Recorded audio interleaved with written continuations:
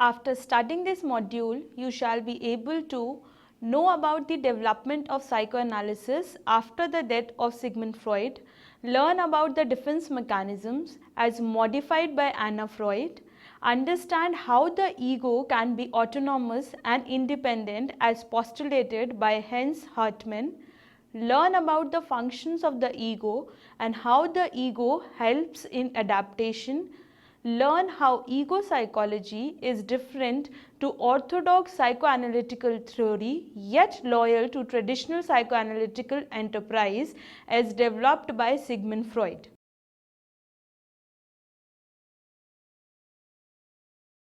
The death of Sigmund Freud in 1939 led to major developments in the psychoanalytical theory. Upon Freud's death, many of his followers decided to amplify aspects of Freud's system to make more explicit some of Freud's postulates, to sharpen definitions of some of the basic concepts, and to extend the range of phenomena covered by psychoanalytical explanations. The most striking development in psychoanalytical theory since Freud's death is the new theory of the ego, also referred to as ego psychology. Although Freud regarded the ego as the executive of the total personality, he never granted it an autonomous position. It always remained subservient to the wishes of the id. After Freud's death, some psychoanalytical theorists, in contrast to Freud's position, proposed a greater emphasis on the role of ego in total personality. The major change these Freudian loyalists introduced into psychoanalysis is an expansion of the concept of the ego. Instead of being the servant to the id, the ego's role was extended. The ego was believed to be more independent of the id. The ego, according to these Freudian loyalists, possesses its own energy which is not derived from the id. Further, these neo-Freudian analysts suggested that the ego is free of the conflict produced when id impulses press for satisfaction. Two major figures that are associated with ego psychology are Anna Freud and Heinz Hartmann. Biographical sketch: Anna Freud. Anna Freud is known to be the first of the ego psychologists and one of the founders of the child psychological movement. She was also the appointed heir of psychoanalysis after her father's death. Sigmund Freud's search for an intellectual heir, which was bitterly unsuccessful with colleagues such as Carl Jung, ultimately succeeded with his own daughter.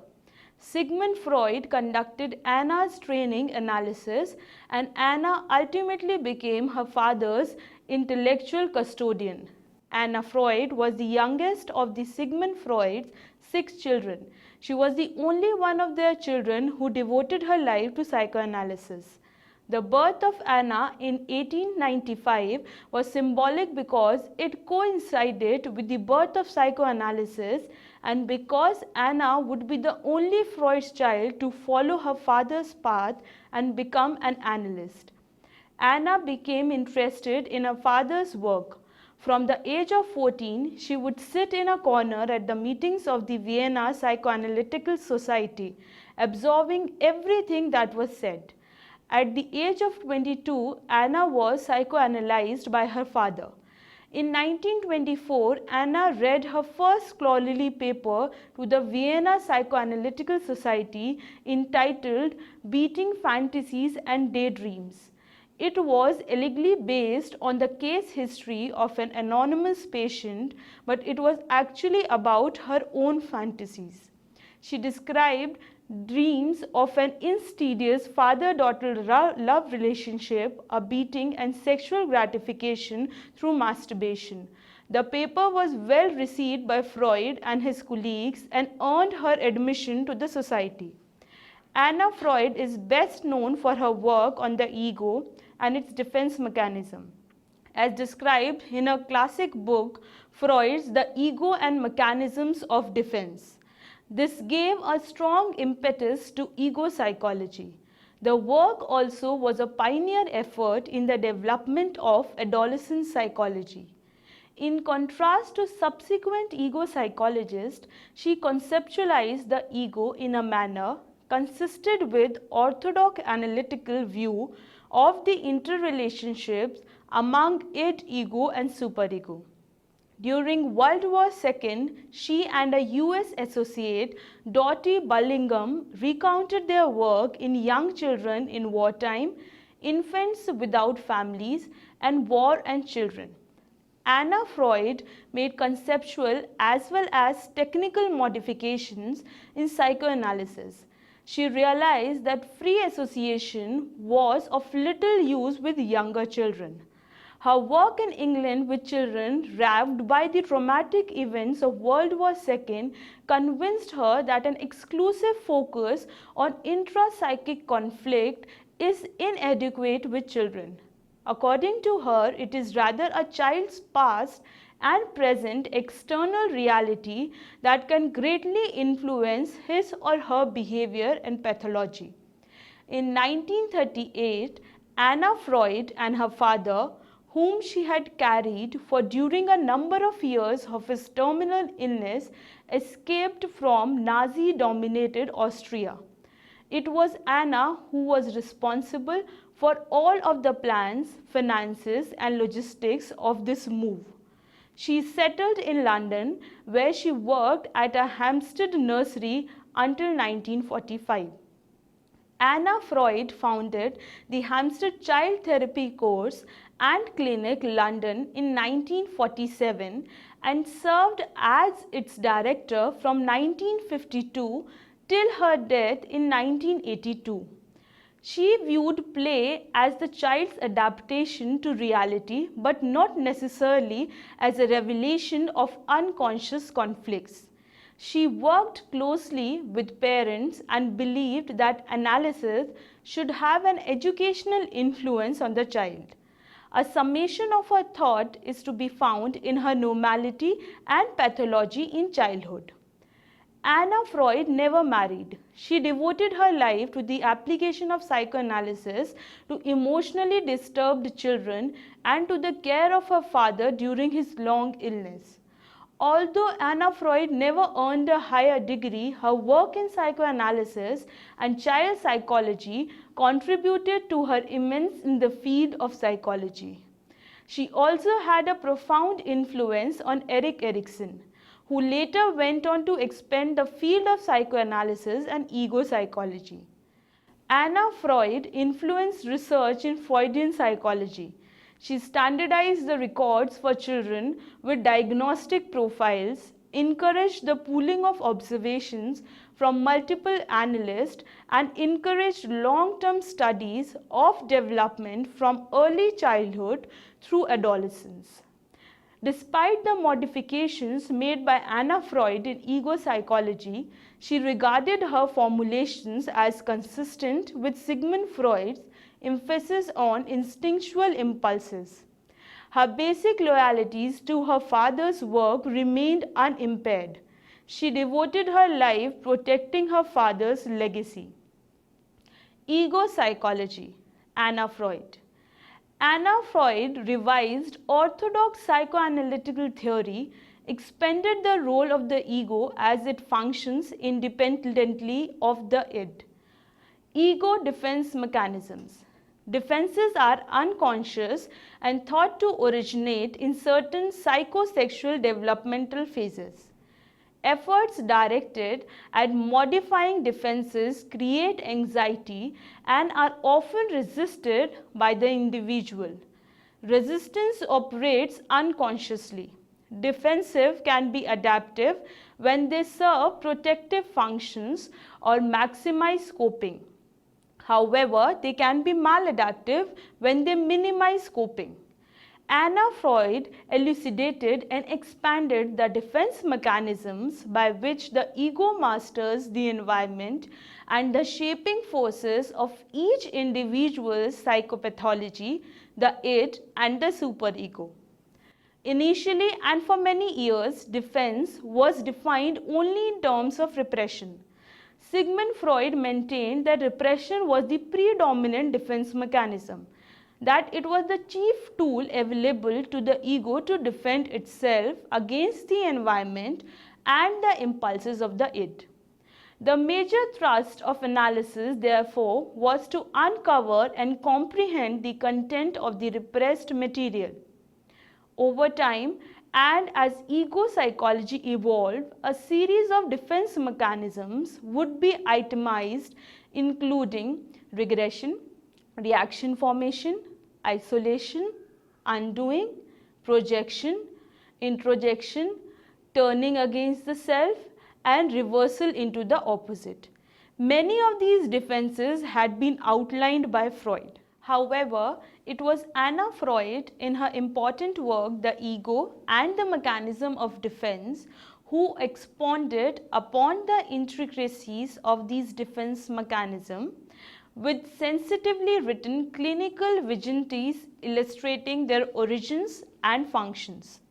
She elaborated on and clarified the use of the defense mechanisms in protecting the ego from anxiety. The names and definitions she assigned are still the benchmark terminologies of psychoanalytical psychology: repression, denial, reaction formation, undoing, rationalization, intellectualization, sublimation, displacement, and several others. Anna Freud's articulation of the richness of the defense mechanisms pointed analysts towards the examination of the dynamic processes operative within the ego itself. However, she maintained that analysis of the ego paled by comparison with analysis of the id. In this sense, and in contrast to subsequent ego psychologists, Anna Freud conceptualized the ego in a manner consistent with orthodox analytical view of the interrelationship among id, ego, and superego. Many of the behavioral manifestations previously considered by Freud to be direct expression of instincts were viewed by Anna Freud as serving defense functions. For example, anger could now be seen as a defense against anxiety. Following are a list of some of the defense mechanisms elaborated by Anna Freud. Ego defense mechanisms are following: repression, which means involuntary exclusion from conscious awareness of conflictual or painful impulses, thoughts, or memories. Denial, which means failure to recognize external reality. Reaction formation, which means exaggerated and emotional trend to help repress the opposite emotion. Underdoing, which means symbolic or actual negation of previous unacceptable thought or action. Rationalization, which means elaboration of socially acceptable reasons to justify feelings or actions that are unconsciously determined. Intellectualization, which means overuse of reasoning or logic to avoid awareness of feelings and impulses. Sublimation, which means partial gratification of an impulse by altering the aim or object to make it socially more acceptable. Displacement, which means affect originally attached to one object is transferred to a more incautious object. Introjection, which means assimilation of characteristics of an object into one's own ego or superego. Identification, which is modeling of oneself on another person or group, but with less intensity and completeness than with introjection. Idealization, which is overestimation of positive and underestimation of negative qualities of a desired object. Projection, which is attributing one's own acknowledged feelings and impulses to another person. regression, which is return to previous level of function or psychosexual stage. Biographical sketch, Heinz Hartmann. Hence, Hartmann, psychoanalyst and physician, is considered to be the father of ego psychology. He was born on November 4, 1894 in an upper-class gentile VNC family of distinguished historians and academicians. Hartmann's family had been distinguished for several generations. One grandfather, Moritz Hartmann, was a well-known poet, essayist, professor and member of parliament. The other grandfather, Rudolf Kronbach, was an eminent physician and professor. Hartmann's father, Ludo Hartmann, was a professor of history and founder of public libraries and adult education. His mother, Gretchen Kronbach, was a successful sculptor and paintist. Although trained as an academic psychiatrist and as the staff of the University of Vienna psychiatric clinics, Hartmann grew to be deeply respectful of Freud's contributions. However, Freud originally distrusted Hartmann due to the psychiatric establishment's ambivalence towards psychoanalysis. In 1934, Hartmann chose to resign his post at the university clinic because of disagreements with the newly appointed head of the clinic and political decisions made by the recreatory government. These would have forced him to compromise his personal and scientific principles in order to gain a professorship. Anna Freud also was initially dubious of Hartmann's concepts, but with her approval and under her auspices, Hartmann began to win converts to his enlargement of the ego's role in adaptation. When Hartmann left the university clinic in Vienna, Adolf Meyer, the father of American psychiatry, offered him a position as full professor at Johns Hopkins Institute. To counter this possible move, Freud invited him to continue his training analysis free of charge if he would stay in Vienna. Hartmann accepted and entered his second analysis in 1934, which continued into 1936. In 1937, Hartmann read to the Vienna Society a paper on ego psychology that developed into a book, Inch Psyche and Ampelogro Problem, later published in English as Ego Psychology and the Problem of Adaptation. This paper marks the beginning of ego psychology. Along with Anna Freud, the ego and mechanisms of defense, that work was a decisive landmark in extending psychoanalysis into the ego-psychological areas that would be central for the next several decades. Hartmann became a member of the New York Psychoanalytical Institute and became a teacher and training analyst as he had been at the Vienna and Paris institutes. As Freud's heir apparent, he brought enormous prestige to the New York Institute and helped to heal its severe political infighting and nasty polarizing splits, but never became a public voice for popularizing psychoanalysis. Ego psychology. Hence Hartmann. The ego reconceptualized. According to Hartmann, the id and the ego develop simultaneously and function independently, yet in synchrony. They evolve from an undifferentiated matrix with reciprocal influences on each other, emerging as products of differentiation. Each has its own biological roots and source of energy. Hartmann suggests that there is an undifferentiated phase early in life during which both the id and ego are formed. The ego does not emerge out of an inborn id, but each system has its origin in inherent predispositions and each has its own independent course of development. Thus, the ego and the instincts develop and function in an independent and complementary manner. As a result of this, the central role of the ego in development is to facilitate not only conflict among various agencies of the mind, the id, ego and superego, but also adaptation to the environment. The ego is the special organ of adaptation. Infants are born and immediately get equipped to fit into their environment.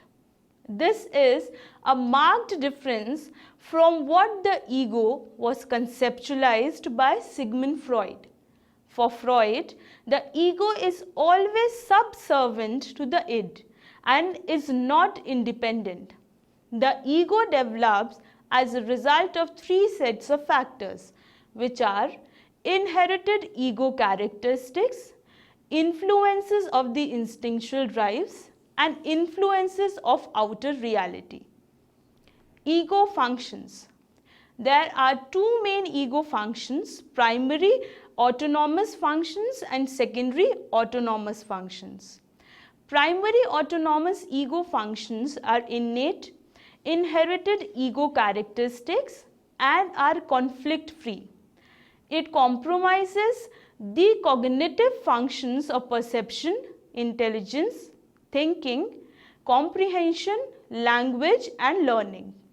Secondary autonomous ego functions are those functions that were once involved in developmental conflicts such as oral, anal or phallic Oedipus and were freed as a result of the resolution of those conflicts through the process of neutralization. For example, a child's ability to think clearly may be contaminated by conflicts around sexuality or aggression.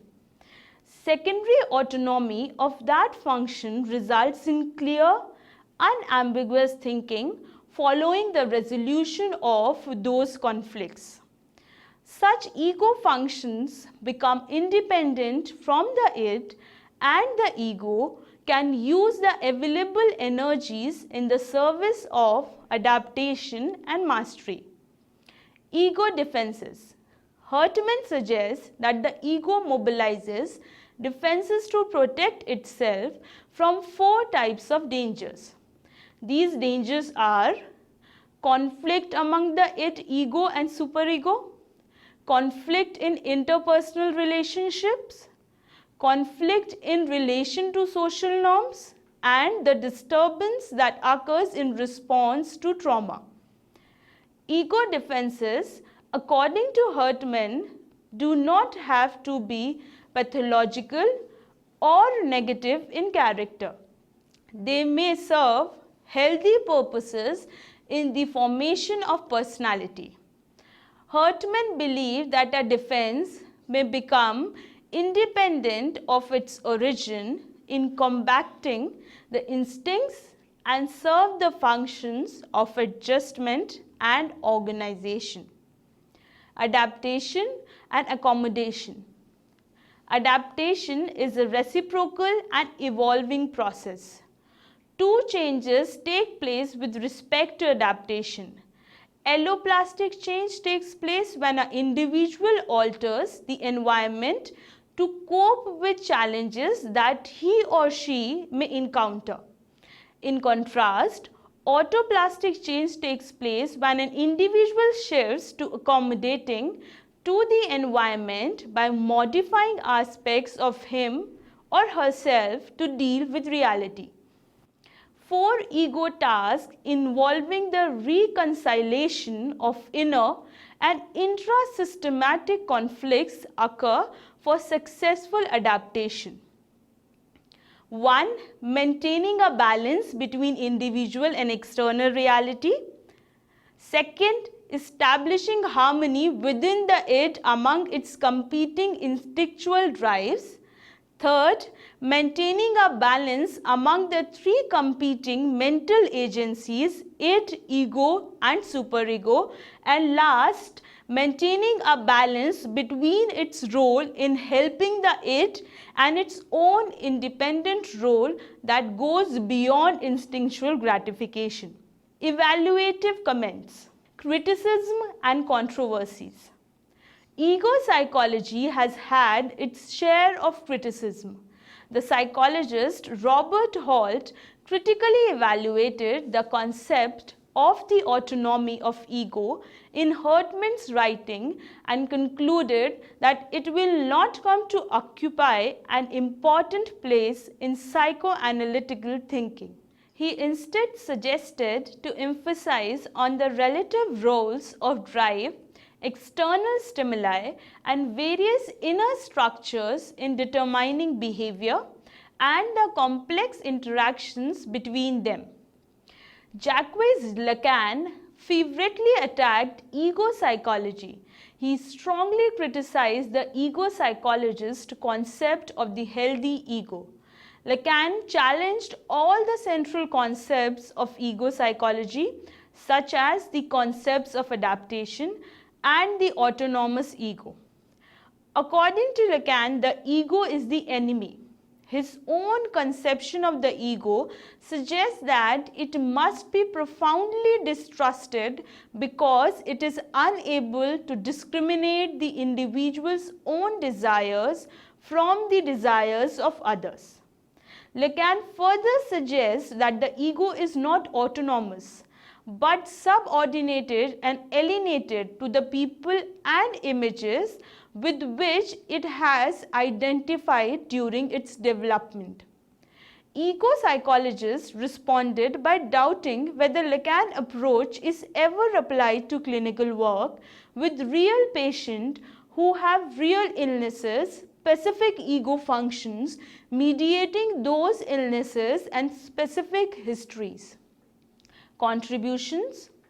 Ego psychology applied to many psychologists because it focuses on the traditional subject matter of psychology, namely perception, memory, learning and thinking. Anna Freud, Hartmann and other ego psychologists set out to make psychoanalysis part of scientific psychology. They did so by translating, simplifying and operationally defining Freudian notions. By encouraging the experimental investigation of psychoanalytic hypotheses and by modifying psychoanalytic psychotherapy. In the process, they fostered a more conciliatory relationship between psychoanalysis and academic experimental psychology. Ego psychology also appeals to many psychologists because it emphasizes the characteristic processes and behavior of the normal person in contradistinction to the deviant processes and behavior of a patient population. It also provides a theoretical framework for repairing abnormal psychosocial functioning and facilitating a better fit between an individual's psychological needs and the normative expectations of society. Further, ego psychology tends to place more emphasis on the rational, conscious, constructive aspects of human personality instead of the emphasis placed on the unconscious and irrational by classical psychoanalysis. It is said to be more humanistic than orthodox psychoanalytical theory. Ego psychology helped to move the psychoanalytical enterprise beyond the interpsychic focus of drive and psychopathology to a general theory of human development. It moved psychoanalysis from an isolated, self-contained treatment method to a sweeping intellectual discipline a discipline that indirectly encouraged contributions from non-psychoanalytic sources. Specifically, Hartmann's success helped prepare psychology for some subsequent analytical schools, notably object relation theory, self-psychology, and continuing psychoanalytic attempts at biopsychosocial integration. Summary: the death of Sigmund Freud in 1939 led to major developments in psychoanalytic theory.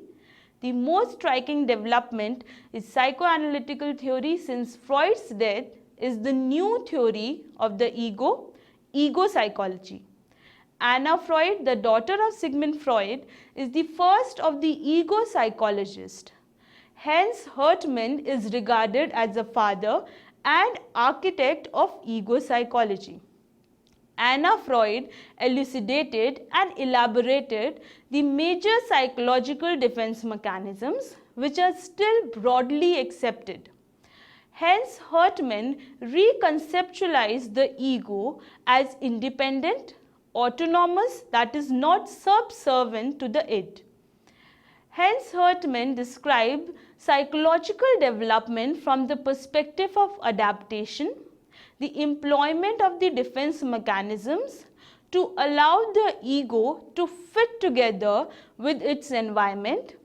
Ego psychology focuses on this process as the central element of normal function and psychopathology. Ego psychological theory maintains that an undifferentiated matrix of psychic structure is present from birth and that id, ego and superego differentiate from it.